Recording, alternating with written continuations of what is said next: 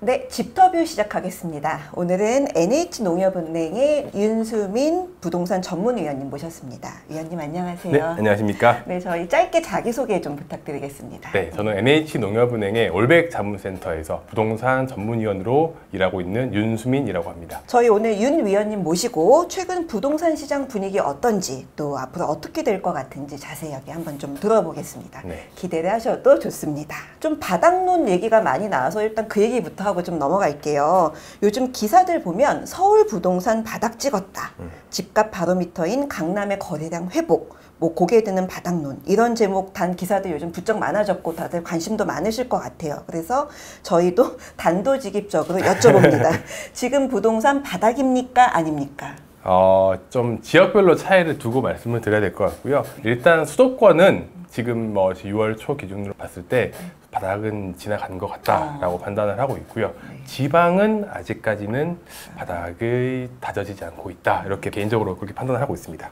왜 그렇게 보시는지 조금 이유 자세하게 설명해 주세요. 일단 기본적으로 통계를 저희가 베이스로 이야기를 드려야 되는데 지금 서울이나 수도권, 경기도 이런 쪽들은 지금 상승으로 전환을 했고요. 그 기간이 조금은 길어지고 있는 추세입니다. 그런 측면에서 볼 때 일단은 수도권 같은 경우에는 하락에서 상승으로 바뀌었다는 것 자체가 그리고 이어지고 있다는 것 자체가 어느 정도는 바닥을 다졌다라고 이제 볼 수 있는 근거고요. 그리고 통계라는 것 자체가 사실 현실 시장보다는 조금 더 늦게 반영되는 측면이 있습니다. 그런 측면에서 봤을 때 실제로 시장에서 수요자가 느끼는 거로는 이미 정말 바닥은 조금 지나갔구나 라고 많이 느끼시는 것 같아요. 그리고 지방 같은 경우에는 일단 물론 이제 세종시라던가 충북의 일부 지역을 제외하고는 아직까지 상승으로 아파트값이 전환된 지역들이 많지 않다라고 이제 사실은 없다라고 보는 게 맞고요. 그런 점에서 아직까지 좀 하락을 이어갈 수 있는 가능성이 크다라고 이렇게 보고 있습니다. 알겠습니다. 지금 우리가 유심히 보는 통계가 한국부동산원이나 KB에서 나온 이제 전국 아파트 매매가 상승률 자료 같은 건데 8주 연속 지금 특히 송파하고 강남, 서울 일부 수도권에서 상승세가 계속이 되고 있고 그다음에 속도도 조금 빨라지는 것 같아요. 요거는 우리가 어떻게 해석을 해야 될까요? 일단 지금 속도가 빨라지는 부분들도 조금 더 세부적으로 볼 필요는 있습니다. 일단 연령별로 보는데요. 지금 가격 상승이 어디가 제일 먼저 시작됐냐고 하면은 신축 아파트들 먼저 시작됐습니다. 그러니까 5년 미만, 10년 미만 이렇게 점점점 나이가 든 아파트들로 전이가 되고 있다는 모습이거든요. 강남은 조금 달라요. 강남은 아무래도 잠실 같은 경우는 엘리트가 다 15년 이제 이 정도 됐다 보니까 그때에서 좀 크게 나오는 측면인데 거기 말고는 대부분 지역들이 신축 소형 아파트 중심으로 지금 올라가고 있습니다. 결국 이게 실거주 중심으로 해서 지금 가격 회복세가 이루어지고 있다는 거고 이런 시장의 특징이 더디지만 차곡차곡 가격이 올라간다는 측면들이 있습니다. 가격 상승폭이 조금씩 점점 더 올라가고 있다. 이렇게 이제 해석을 할 수 있는 것 같고요. 알겠습니다. 또 이 밖에 최근에 나온 또 시장 관련 지표들 가운데서 우리가 좀 주목해서 봐야 될 거나 아니면 의미 있는 수치가 있다면 그것도 좀 말씀해 주세요. 지금 같은 시장이 사실은 이제 실거주, 제가 아까 처음부터 실거주 하시는 분들의 장이라고 말씀을 드렸는데 이런 장의 특징은 더디게 가는 것도 있지만 전세가가 되게 중요합니다. 그렇죠. 전세 가격이 중요한데 사실 지금 역전세다 뭐다 이런 것들 때문에 아주 이야기가 많지만 그럼에도 불구하고 서울이 전세가가 올라가고 있는 상황이거든요. 하반기에 전세가가 어떻게 움직이는가가 올해 하반기 주택 매매 가격을 결정짓는데 아주 큰 요인으로 작용할 수 있다라고 판단을 하고 있고요. 결국 전세 가격이 올라간다면은 매매 가격도 상승폭이 더 커질 것이다 라고 전망하는 측면이 있습니다. 경기도도 사실은 마찬가지입니다. 경기도도 지금 인천도 좀 그렇고 수도권 전반적으로 전세가가 조금은 올라가고 있어서 역전세가 나타나고 조금 더 심해질 수는 있다고는 하지만 그래도 전세 가격이 오르는 거는 추세로 들어갔다 이렇게 좀 판단하는 게 맞는 것 같습니다. 알겠습니다. 중요한 부분이 또 실수요와 투자 수요 요거 좀 구분해서 봐야 될 것 같아요. 근데 이제 또 실수요자한테 중요한 부분이 또 가격이라는 변수인데 이게 아무래도 이 실수요자들은 가격이 좀 떨어져야 매수하는 특성이 있겠죠. 사실 가격이긴 한데 결국은 내가 살 수 있는 가격이냐가 중요한 것 같습니다. 결국 이게 가격이 나의 상황이 더 중요한 변수로 작용을 하는 것 같고 내 상황이 네. 사실 제한적인 상황에서 가격이 떨어지면 살 수 있게 되니까 가격이 저를 따라와 주는 거죠. 그렇죠. 떨어지게 되면 네. 그런 상황이 좀 중요했던 것 같고요. 예.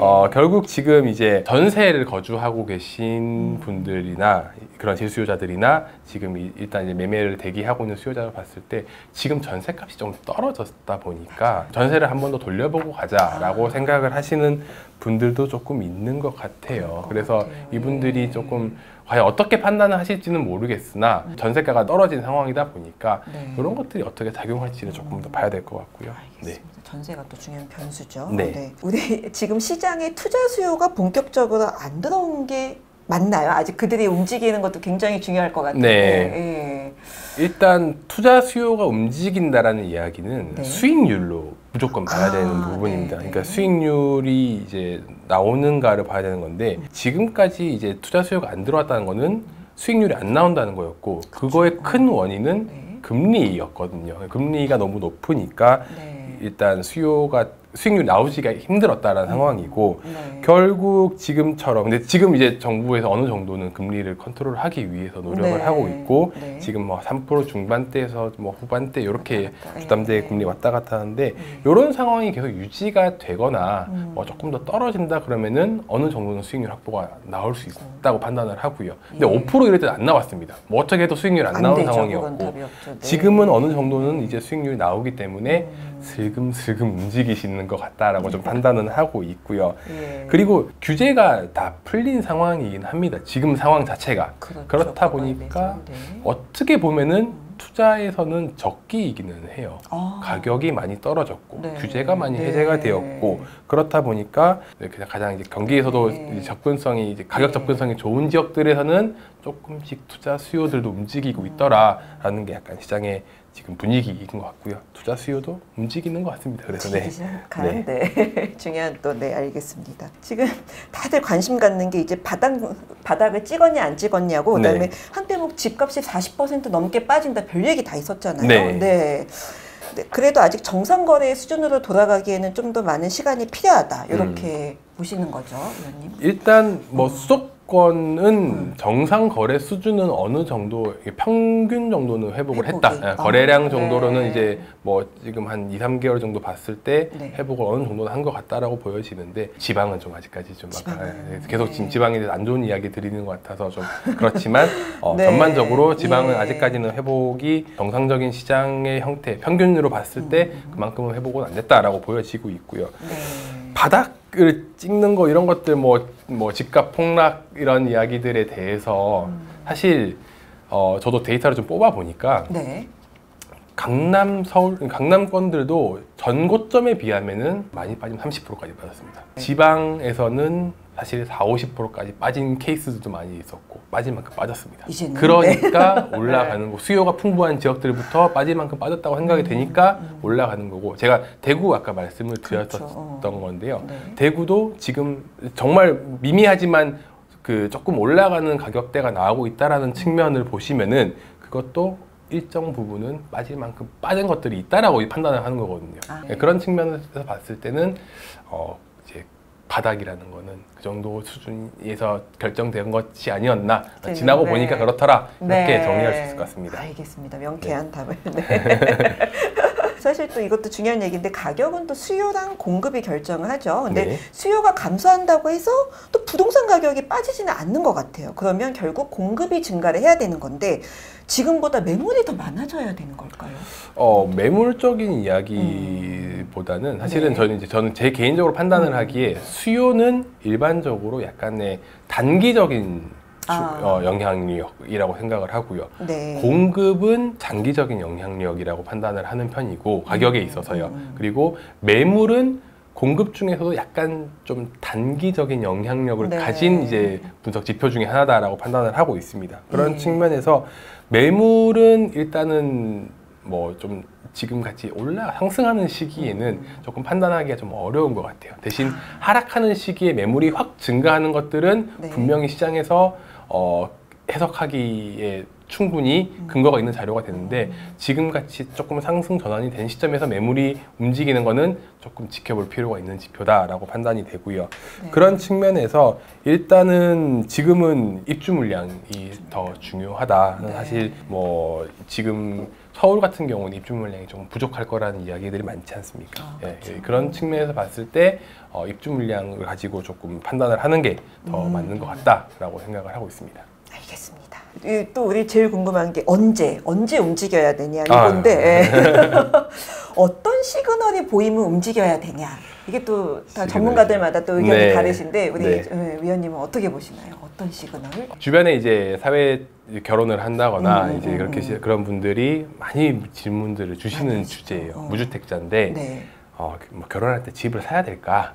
아니면은 조금 더 모아서 또 사야 될까라고 이제 질문을 많이 하시는데 저는 무주택자는 집을 사는 게 맞다라고 이제 판단하는 편입니다. 네. 왜 그러냐라고 네. 하면은 일단 그 1주택자가 가지고 갈 수 있는 혜택이 너무 압도적으로 강합니다. 양도세, 비과세, 실거주 했을 때 이 80%까지 비과세 해주는 그 어떤 상품도 이렇게 세금을 깎아주는 건 없어요. 양도세를. 그러고 보니 그러네요. 네, 그렇습니다. 네, 그래서 네. 강력한 이거는 정말 혜택이라고 생각하기 네, 때문에 누려야 된다는 누려야 거죠. 됩니다라고 네. 생각을 하고요. 네. 그리고 네. 개인적으로 이야기를 들어가면은 네. 물론 집값이라는 게 장기적으로는 우상향한다는 거에 대해서는 다 좀 이제 좀 동의를 많이들 하신다고 보면은 한 4% 정도는 올라가더라라는 게 통계적으로 나온 장기 통계로 봤을 때 4% 정도 올라가더라라고 보는데 내가 4%보다 더 높은 수익률을 매년 낼 수 있는 사람이면은 집을 안 사는 게 맞습니다. 자본금이 묶이는 거니까. 그런데 제가 보니까 그런 분들이 많지는 않더라고요. 그렇지 않을 것 같아요. 네. 그래서 그렇게 할 수 있는 확신이 있는 분들은 안 사시는 게 맞고 그게 아니신 분들은 집을 사는 게 차라리 어느 정도의 안정적인 수익률을 가지고 갈 수 있는 투자다라고 네. 생각을 하고 그 수익률 나오는 거에 세금 안 떼지 않습니까? 그러네요. 그러니까 그렇게 네. 봤을 때는 그런 점을 정말 저희가, 순수하게 네. 수익률을 높일 수 있는 투자의 방법이 될 수 있다라고 생각해서 무주택자는 좀 그냥 사시는 게 낫지 않나라고 생각을 하고요. 네, 뭐 그 정도가 맞는 것 같습니다. 네. 정말 네, 중요한 조언입니다. 네. 네. 또 뭐 그래도 사긴 사야 되는데 사실 뭐 자금적인 문제도 있고 언제쯤 움직여야 되냐 뭐 금매라던가 뭔가 또 이게 그렇죠. 시기적인 조금 시기적인 거에 대한 조금 더 디테일한 조언을 조금 더 해주신다면 일단 뭐 무주택자는 고민하지 말고 살아. 지금 너무 고민하지 말고 살아라고 이야기를 하는 편인데 그렇게 얘기하면은 다들 떨어지면 어떻게 합니까? 이런 얘기들을 하죠. 가장 큰 불안입니다. 그러면은 저도 그렇게 얘기합니다.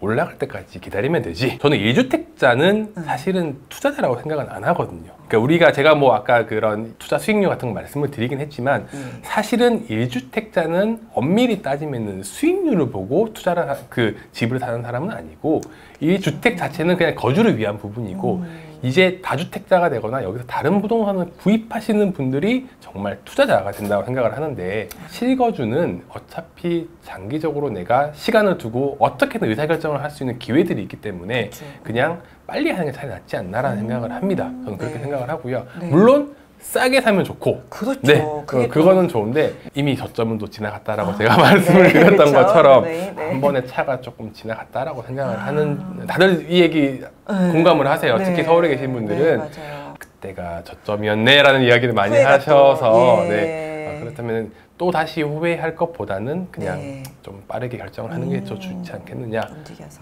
그렇게 말씀을 드리고 있습니다. 알겠습니다. 정말 좋은 조언을 해주셨어요. 무주택자 말고 1주택자인데 이제 상급지나 이제 애들 교육을 위해서 학군 갈아타고 싶어요. 언제 갈아타야 되는지 이것도 중요한. 사실은 지금까지는 갈아타기가 조금 힘들었다라고 보는 게 대출 규제도 강했었고 이제 힘들었는데 어느 정도 규제가 좀 풀렸기 때문에 사실은 저는 지금 갈아타기가 나쁘지 않다라고 생각을 하거든요. 근데 아주 좀 쪼개보긴 해야 됩니다. 기존 내 집을 팔고 갈아타야 되는 건데 그렇죠. 여기에 대출이 없는 분들은 이제 자유롭게 움직이실 수 있죠. 좀 가볍게 팔고 움직이시다. 내 예. 집값이 전부 다 자본금이 되니까 상관이 없는데 여기에 기존에 대출이 껴있던 분들은 이러나 저러나 힘들다라는 상황인 것 같고요. 대출이 없으신 분들 같은 경우에는 지금은 적극적으로 대출을 활용을 하실 수 있는 시기가 되었기 때문에 네. 물론 뭐 무리해서 대출을 받는다는 그런 얘기가 아니고 예. 못 받던 거를 받을 수 있기 그러면 때문에 이용해야죠. 예, 네. 그렇기 때문에 갈아타기 하실 때 조금은 공격적으로 하시는 분들 정말 많습니다. 지금까지 내 집이 안 팔리니까가 문제였거든요. 그게 문제죠. 내 집이 네. 안 팔리니까 네. 하는데 아무래도 갈아타기 하시는 분들이 작은 평에서 좀 대형 평으로 가시는 분들이 많고 아니면은 좀 더 좋은 동네로 가시는 분들이 네. 많고 하다 보니까 요것들이 어느 정도는 팔리는 분위기가 됐더라고요. 실제 지금 시장에서는 네. 입지적으로 아주 나쁜 지역이 아니고서는 예, 예. 조금 올라간 가격에서 거래가 되고 있는 상황이기 때문에 예. 매도가 조금 이루어지는 것 같습니다. 그러시고, 그래서 다행입니다. 그런 측면에서 갈아타기를 할 수 있는 시기가 물은 좀 들어왔다. 좀 네, 들어왔다라고. 노를 저어야겠네요. 네, 이제 좀 그래도. 저어야 되지 않을까. 지금이 나쁘지 않은 시기라고 생각을 합니다. 알겠습니다. 네, 네. 네, 이런 얘기가 있어요. 가장